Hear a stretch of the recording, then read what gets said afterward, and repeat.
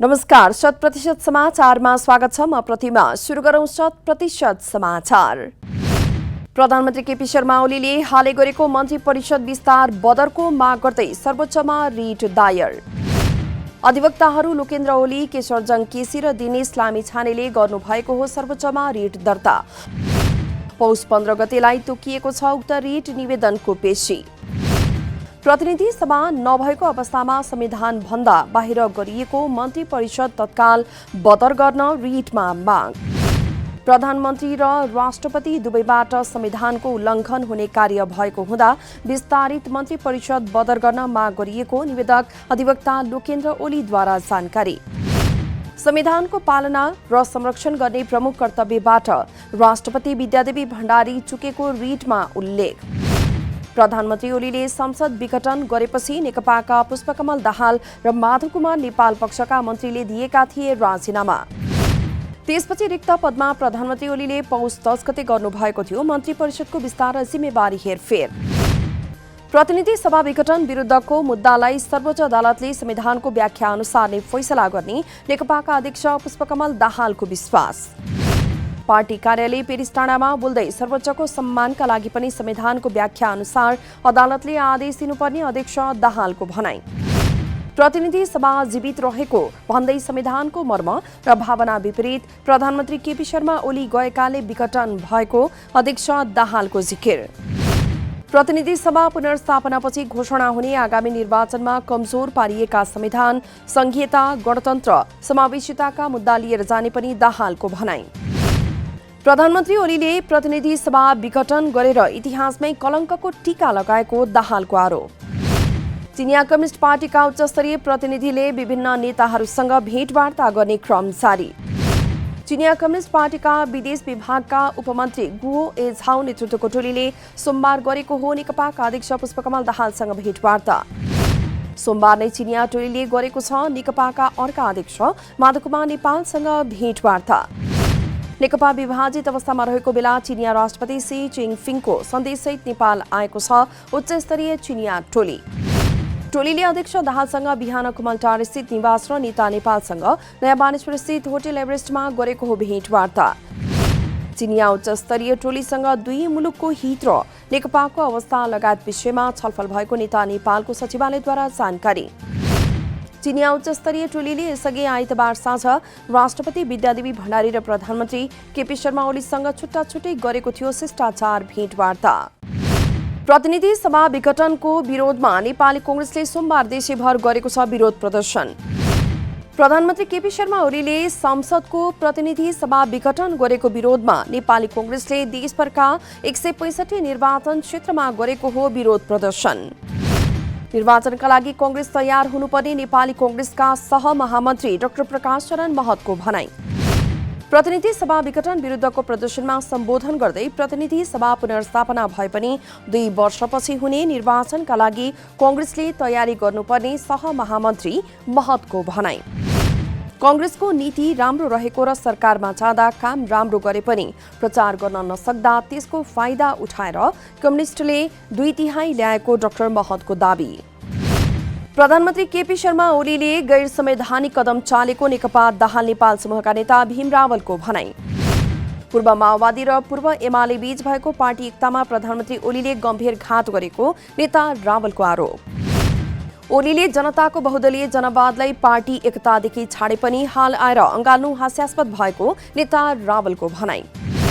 ओलीले एकताका बेला भएका सहमतिलाई तोड्दै र मुलुकको हित विपरीत संसद विघटन गरेको नेता रावलको आरोप। प्रधानमन्त्री केपी शर्मा ओलीले संविधानको बर्खिलाफ गएको नेकपा दाहाल नेपाल समूहका नेता देव गुरुङको आरोप। लमजुङमा जिल्ला स्तरीय अगुवा कार्यकर्ता भेलापछि सञ्चारकर्मीहरूसँग बोल्दै प्रधानमन्त्रीको कदम असंवैधानिक रहेको नेता गुरुङको दावी। 2047 सालको संविधानले प्रधानमन्त्रीलाई संसद विघटन गर्ने अधिकार दिए पनि अहिलेको संविधानमा यस्तो व्यवस्था नभएको नेता गुरुङको दावी। संविधानले आधार मान्ने हो भने सरकारको यो निर्णय स्वतः बदर हुने गुरुङको विश्वास।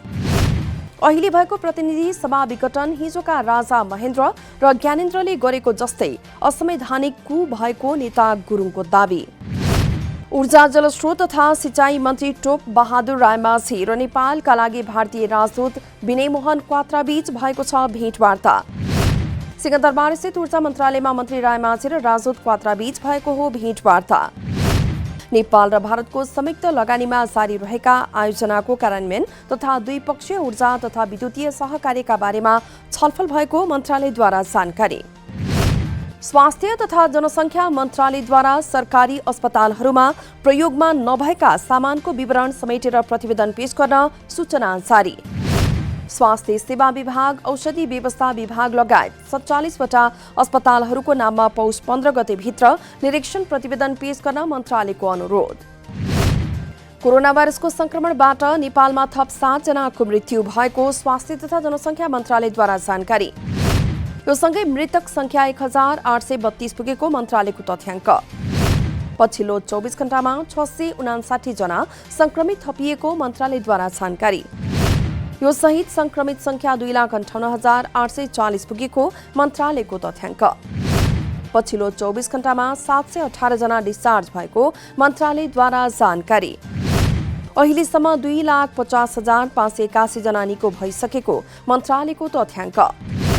देशभर 6,427 जना उपचाररत रहेको मन्त्रालयद्वारा जानकारी। मंगलबारदेखि मनोकामना केबल कार सेवा बन्द हुने मनोकामना दर्शन प्रणालीद्वारा जानकारी। नियमित मर्मत सम्भारका लागि केबल कार 7 दिन बन्द गर्न लागि प्रणालीका नायब महाप्रबन्धक उज्जवल शेरचनको भनाई।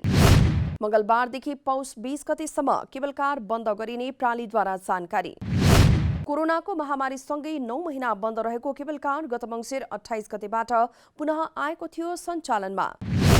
नियमित मर्मत सम्भारपछि पौष 21 गते मंगलबारदेखि केबल कारको पुनः नियमित सेवा सञ्चालन गरिने मनोकामना दर्शन प्रणालीद्वारा जानकारी।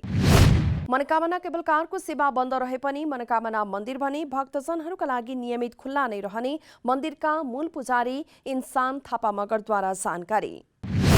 कैलाली जुगडा स्थायी प्रहरी चौकीका इन्चार्ज प्रहरी सहायक निरीक्षक गोविन्द विक र जवान रामबहादुर साउद हत्याका मुख्य अभियुक्त सार्वजनिक। जिल्ला प्रहरी कार्यालय कैलालीद्वारा सोमबार पत्रकार सम्मेलन गरी मुख्य अभियुक्त धनगढी उपमहानगरपालिका 10 चकमलीका 34 वर्षीय सुखबहादुर राणा सार्वजनिक।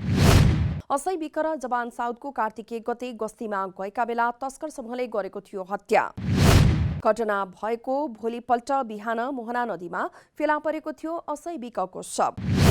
यसअघि सो घटना अभियोगमा पक्राउ परेका 8 जना पूर्वपक्षका लागि कारागार चलान। केन्द्रीय अनुसन्धान ब्युरो सीआईबीद्वारा प्रहरीलाई ठगी गर्ने ठेकेदार पक्राउ। पक्राउ पर्नेमा चितवनको माडी नगरपालिका 8 का 46 वर्षीय नरेन्द्रनाथ पौडेल र वीरगञ्ज 5 का 55 वर्षीय पिताम्बर कुमार मुन्का रहेको ब्युरोद्वारा जानकारी। उनीहरूले प्रहरीलाई चाहिने उलन पाइन्टको कपडामा गरेका थिए ठगी तथा जालसाजी। सप्तरीका 31 जना शारीरिक र मानसिक रूपमा अस्वस्थ रहेकाहरूलाई औषधोपचार र पालन पोषणका लागि एक संस्थाले लियो जिम्मेवारी। शारीरिक र मानसिक रूपमा अस्वस्थ रहेका कारण अभिभावकविहीन बनेका उनीहरू बसी आएका थिए सडक पेटीमा। बेसहाराको दीर्घकालीन संरक्षणका लागि संस्थाको जिम्मा लगाइएको राजविराज नगरपालिकाद्वारा जानकारी। सडक आश्रित मानवरहित राष्ट्र निर्माण गर्ने लक्ष्य लिएर मानव सेवामा लागेको मानव सेवा आश्रमले लिएको हो उनीहरूको जिम्मा। 7वटै प्रदेशमा 22वटा सेवा केन्द्र रहेको मानव सेवा आश्रमले हालसम्म 5000 व्यक्तिको गरेको छ उद्धार। हाल 1300 व्यक्ति सेवा केन्द्रमा रहेको संस्थाका संस्थापक रामजी अधिकारीको भनाई। कञ्चनपुरको बेडकोट नगरपालिकाका किशोरीलाई सशक्त बनाउन ल्याइएको छ कार्यक्रम। स्थानीय समस्या तथा सवालको पहिचान गरी वकालत र पैरवीका लागि क्षमता अभिवृद्धि गर्न किशोरीका लागि ल्याइएको हो सशक्तिकरण कार्यक्रम। महिला तथा किशोरीमाथि हुने हिंसा विरुद्ध अभियान र किशोरीहरूको क्षमता विकासका लागि सरकार बाला निकायसँग पहल गर्ने नगर स्तरीय किशोरी सञ्जालद्वारा जानकारी। महिला तथा किशोरीहरूको नेतृत्व विकास अभिवृद्धिको क्षमता अवसर चुनौती समस्याहरू र सामाजिक सवालहरूलाई सम्बोधन गर्न तालिमको आयोजना। समुन्नत मुलुक निर्माणका लागि विशेष लक्ष्य सहितको भिजन पेपर तयारी गरिरहेको नेपाल उद्योग वाणिज्य महासंघको प्रतिनिधि मण्डलको भनाई। राष्ट्रपति विद्यादेवी भण्डारीसँग भेट गर्दै साना तथा मझौला उद्यमलाई कोभिडको प्रभावबाट बाहिर ल्याउन पुनरुत्थान विशेष कार्यक्रम आवश्यक रहेको प्रतिनिधिहरूको भनाई। साना मझौला व्यवसाय चल्न सके भने ठूला उद्योग स्वतः चल्न सक्ने हुँदा राहतका कार्यक्रमको प्रभावकारी कार्यान्वयन निजी क्षेत्रले खोजेको प्रतिनिधि मण्डलद्वारा उल्लेख। वार्षिक 4 लाख युवाका लागि रोजगारी सृजना गर्ने र दोहोरो अङ्कको आर्थिक वृद्धिको लक्ष्य लिएको भिजन पेपरमा उल्लेख। रोजगारी सृजनामा सरकारको ध्यान जानुपर्ने, लगानी सुरक्षा र नीतिगत स्थायित्व लगायतका विषयमा प्रतिनिधिहरूको जोड। आत्मनिर्भर अर्थतन्त्र निर्माणमा लाग्न प्रतिनिधिहरूलाई राष्ट्रपति भण्डारीको सुझाव। अन्तर्राष्ट्रिय बजारमा मूल्य बढेपछि सोमबार नेपाली बजारमा सुनको मूल्य तोलामा 700 रुपियाँले बढेको नेपाल सुन चाँदी व्यवसायी महासंघद्वारा जानकारी। बजारमा छापावाला सुन प्रति तोला 94,900 रुपियाँमा कारोबार भएको महासंघद्वारा जानकारी। सोमबार तेजाबी सुन प्रति तोला 94,400 रुपियाँमा किनबेच भएको महासंघद्वारा जानकारी। चाँदीको मूल्य पनि तोलामा 35 रुपियाँले बढेर प्रति तोला 1,315 रुपियाँमा पुगेको महासंघको भनाई। साउदी अरेबियाद्वारा व्यावसायिक यात्रुवाहक हवाई उडान एक साताका लागि स्थगित गर्ने घोषणा। कोरोना भाइरसको नयाँ स्वरूप देखा परेको भन्दै साउदी अरेबियाले गरेको हो अन्तर्राष्ट्रिय उडान स्थगित। कोरोना भाइरसको नयाँ स्वरूप देखा परेको भन्दै साउदी अरेबियाले गरेको हो अन्तर्राष्ट्रिय उडान स्थगन। विशेष परिस्थितिमा मात्र हवाई उडानको अनुमति दिइने साउदी अधिकारीद्वारा जानकारी।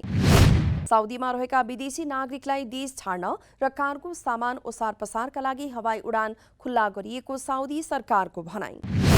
साउदी अरेबिया, कुवेत र ओमानले गत साता नै गरेका थिए यात्रुवाहक हवाई उडान रोकेको घोषणा। बेलायतमा नयाँ कोरोना भाइरसको संस्करण देखिएको भन्दै यी मुलुकले स्थल र समुद्री मार्ग पनि गरेका छन् बन्द। यसै महिना साउदी अरेबियाले फाइजर बायोएनटेकले विकास गरेको खोप लगाउने अभियानको गरेको छ थालनी।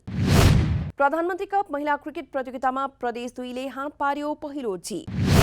मंगलबार भएको खेलमा प्रदेश 2द्वारा कर्णाली प्रदेश 143 रनले पराजित। दाङको लम्ही क्रिकेट मैदानमा टस जितेर पहिले ब्याटिङ गरेको प्रदेश 2ले 20 ओभरमा 3 विकेट गुमाउँदै बनाएको थियो 165 रन। 100% समाचार अहिलेलाई यति नै। नमस्कार।